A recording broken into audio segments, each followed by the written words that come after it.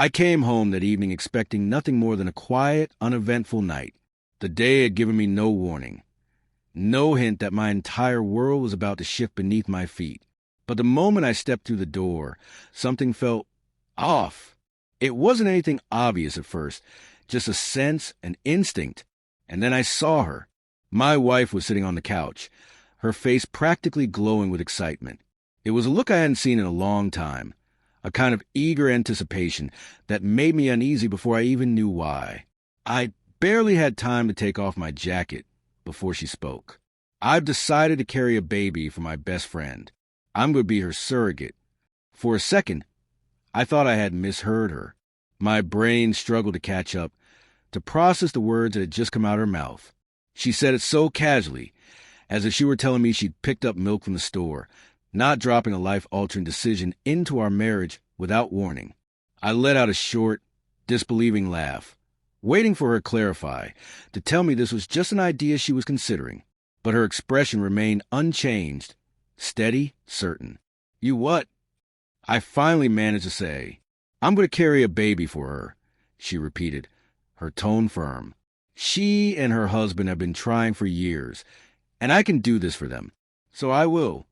Her voice was unwavering, as if the decision had already been made long before this conversation. There was no hesitation, no opening for discussion. "It's my body, my choice." And just like that, the weight of it hit me. This wasn't a question. It wasn't something we were deciding together. She was telling me, informing me of her decision. 100 thoughts raced through my mind, crashing into each other in a desperate attempt to make sense of what was happening. But the first question that escaped my lips was, "When were you going to talk to me about this?" She rolled her eyes, as if I was making a big deal out of nothing. "I'm talking to you now." "No," I snapped. "You're telling me now." She let out a sigh, the kind that said she had already anticipated this reaction, and dismissed it before I even opened my mouth. "I don't understand why this is such a big deal to you," she said. "This is something good, something selfless." My stomach tightened. She really didn't see it. "You don't think this affects both of us?" I asked. "Of course I do." But her words lacked sincerity. Then she added, "It's not like I'm cheating on you. I'm just carrying a baby for someone who can't." She said it as if it were simple, as if it wouldn't change everything. I took a slow breath, trying to steady myself. "You're telling me that for almost a year you're going to go through pregnancy, the physical and emotional toll, the doctor visits, the changes in our life, and I'm just supposed to be okay with it?" "It's temporary," she said with a dismissive wave of her hand. "Nothing will change between us." I stared at her, searching for some trace of the woman I married, the woman who used to talk things through with me before making big decisions. But all I saw was someone who had already moved past this conversation, as if my feelings didn't matter.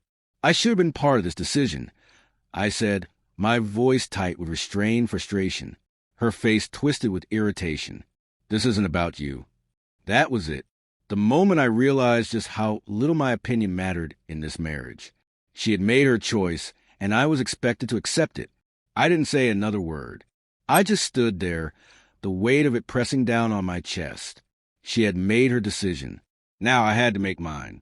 I sat down, trying to gather my thoughts, but she was already moving on, grabbing her phone and typing, probably texting her friend to tell her everything was set. I wasn't even part of the equation. I forced myself to speak, to push back. "You can't just expect me to be okay with this." She sighed, setting her phone down with an annoyed expression. "What exactly do you want me to say?" "I want you to acknowledge that this is a huge decision, that this affects our marriage." She crossed her arms and leaned back against the couch. "I see that you're overreacting." My patience wore thin. "You made a decision alone. Do you really not see why that's a problem?" Her posture hardened. "It's my body. I don't need your permission." It was like talking to a wall. I wasn't trying to control her. I wasn't telling her what to do. I just wanted my feelings to matter. But every time I tried to express that, she shut me down. "You're making it sound like I'm trying to control you," I said, my voice quieter now, exhausted. "That's not what this is about. It's about our marriage." About us? She scoffed. It's 9 months. A year at most, if you count recovery. You're acting like I'm leaving you or something. I clench my jaw. You're carrying a child for someone else. Do you even realize what that means? The physical toll? The emotional toll? I've already thought about it. I almost laughed. Thought about it? Maybe. But had she considered what it would do to our relationship? To our home? The stress? The complications? I doubted it. So that's it. I asked, my voice lower now. I just have to accept this? Yes. One word. One final, unwavering answer. I let that sink in. She hadn't asked for my opinion because she never intended to hear it. She had already committed, and my feelings were irrelevant. This wasn't just about the surrogacy anymore. It was about our marriage, what it had become, a relationship where she made the big decisions and expected me to simply adapt. You're really not going to consider how I feel about this? I asked, searching her face for any hesitation.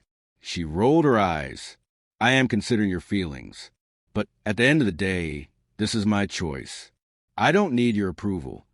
And just like that, the conversation was over. I sat there, watching her, realizing that everything had already changed. Not because of the surrogacy itself, but because of what it represented. The way she dismissed me. The way she saw her decisions as hers alone, without considering what they meant for us. She had made her choice. And for the first time, I wondered if I needed to make mine. Days passed, but the conversation never left my mind. I kept waiting for her to bring it up again, to acknowledge how much it was affecting me. Maybe even to reconsider. Not necessarily her decision, but the way she went about it. But she never did. In her mind, everything was settled, and I was just supposed to adjust. At first, I tried. I told myself I was overreacting, that maybe with time, I would learn to accept it. But the more I tried to push my feelings down, the more they grew impossible to ignore. Everything between us started to shift. It was subtle at first. Our conversations grew shorter. The warmth in her voice faded. We weren't fighting. We just weren't connecting. She had made a decision for herself. And in doing so, she had shut me out. She had always been close with her best friend. But after her decision to become a surrogate, their relationship changed. They were constantly texting, meeting up, and making plans, always wrapped up in their own little world. I would come home to find her on the phone, her voice filled with an energy and excitement I hadn't heard in months. Yet, when she spoke to me, it was different. Her tone lacked warmth. Her words felt obligatory, like she was just going through the motions of conversation, rather than actually engaging with me. At first, I tried to brush it off, telling myself it was just my imagination. But the more I observed, the more I realized it wasn't. It wasn't just that she was spending time with her friend. It was the way she seemed completely detached from me. The emotional distance wasn't subtle. It was a void growing between us, expanding with every unanswered question, every ignored conversation. One night, I finally confronted her about it. "You've been different," I said, trying to keep my voice neutral, distant. She rolled her eyes. "You're imagining things," she said dismissively. But I wasn't. I knew what it felt like to be pushed away. It wasn't just the lack of conversation or the change in her tone. It was her absence, not physically, but emotionally. She was in the same room, yet she felt a million miles away. Then came the doctor appointments. She never invited me to go with her. Instead, she went alone or took her best friend. It became clear that I wasn't just being left out. I was being removed entirely. My role in our marriage had been reduced to that of an outsider, watching everything unfold without any say in what happened. One evening, she came home with a look of pure excitement, the kind I hadn't seen in a long time. "They confirmed everything," she said, dropping her bag onto the couch. "The doctors said we're ready to start the process." That word, **, hit me like a punch to the gut.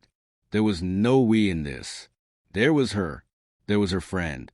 And then there was me, standing on the sidelines, watching as my wife built a future that had nothing to do with me. I tried once again to be supportive. I asked her how she was feeling, if she had any concerns, if she was nervous about what was to come. But she barely entertained the conversation before brushing off, moving on to another topic, as if my concern was nothing more than background noise. It wasn't just about the surrogacy anymore. It was about the way she had stopped seeing me, stopped valuing me as her partner. She was so focused on what she was doing for her friend that she no longer cared about what was happening between us. I went to bed that night with a crushing realization. This wasn't just a rough patch. This was something we wouldn't come back from. The weeks that followed blurred into a routine.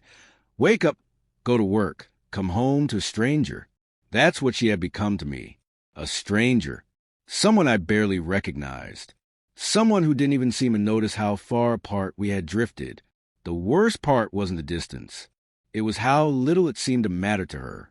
I told myself I had to talk to her again, that I had to make one last effort to reach her. Maybe, just maybe, there was still a chance to salvage something. But every time I opened my mouth to start that conversation, I hesitated, because deep down I already knew the answer. Then one night, it finally happened. She walked through the door, carrying a stack of paperwork in her hand. She tossed it onto the kitchen counter, like it was nothing more than a grocery receipt, just another errand, another step in her plan. I leaned against the doorway, arms crossed. Didn't think to tell me you had an appointment today? She barely looked up as she kicked off her shoes. It was just a routine check. Nothing major. That's not the point. She let out an exasperated sigh. Then what is the point? Why are you making this an issue? I shook my head, trying to keep my voice steady. Because you've made it very clear that none of this involves me. You don't even bother pretending anymore. That finally got her attention. She turned to face me, arms folded, irritation written all over her face. I told you from the beginning, this is my choice. You keep acting like I owe you something just because I made a decision that doesn't revolve around you. My fists clench at my sides. That's not what this is about, and you know it. Then what is it about? She shot back. I took a deep breath. It's about the fact that you don't care what this is doing to us. Her expression hardened. I do care, but I also know this is important, and I'm not going to change my mind just because you're uncomfortable. I let her words settle between us. Let the weight of them sink in. This isn't just about discomfort. I said, my voice quieter now. This is about respect, about trust, about a marriage that's supposed to be a partnership. But somehow, only one of us gets to make the decisions. She scoffed. So what? You expect me to just give this up because you don't like it? That's not how this works. I looked at her, really looked at her, and realized something. I wasn't angry anymore. I wasn't even hurt. I was just done. No, I said finally. That's not how this works. And I think we both know that. For the first time, something shifted in her expression, but it wasn't regret. It wasn't sadness. It was annoyance, like I was making things harder than they needed to be. And that was it. That was the moment I knew there was nothing left to fight for. By morning, I knew what I had to do. I got up earlier than usual, moving quietly as I got dressed. She barely stirred. I stood there for a moment, looking at her, waiting to feel something, anger, sadness, regret. But there was nothing, just an overwhelming certainty that I couldn't stay here anymore. I walked out the door without saying a word, not to work, not to clear my head, but to take the first real step toward leaving this behind. It wasn't impulsive. It wasn't out of spite. It was the only option left. By the time I came home that evening, I had already spoken to a lawyer. Everything was set in motion. She was in the kitchen when I walked in, scrolling through her phone. She looked up briefly, then back down, as if I was just another part of the background. I set my keys on the counter. We need to talk. She barely glanced up. About what? I'm leaving. That got her attention. She frowned, finally put her phone down. What do you mean? I mean I'm done. I can't do this anymore. She narrowed her eyes. You're overreacting. I laughed, but there was no humor in it. No, I'm done. And this time, I didn't look back. Walking away should have felt difficult, but it didn't, because the truth was, I had been alone long before I left.